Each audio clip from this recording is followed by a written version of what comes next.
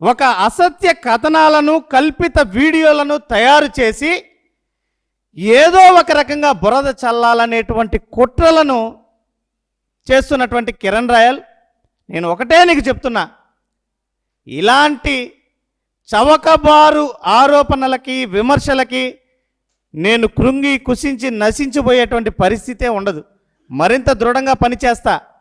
పసుపులేటి సురేష్ ఏ రకమైనటువంటి రాజకీయాలు చేస్తాడో యావత్ తిరుపతి నియోజకవర్గంలోని ప్రజలందరికీ, అన్ని పార్టీల నాయకులకి తెలుసు.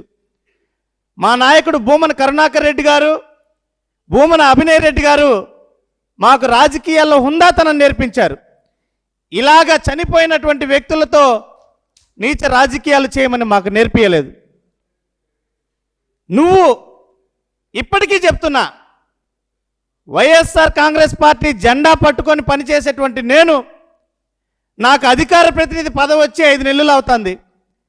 స్టేట్ మీడియా ప్యానలిస్ట్గా పదవి ఇచ్చి 5 రోజులు అవుతుంది.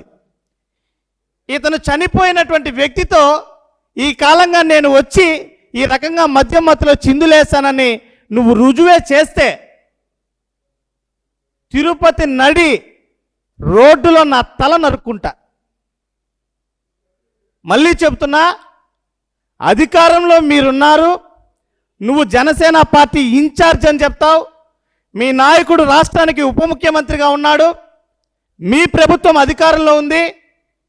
నువ్వు ఇది కానీ నిరూపిస్తే, ఆరోపణలు చేసి ఏదో బురద చల్లాలి కదా అని మాట్లాడితే సరిపోదు కిరణ్ రాయల్. నువ్వు చేసిన ఆరోపణలని నిరూపించు.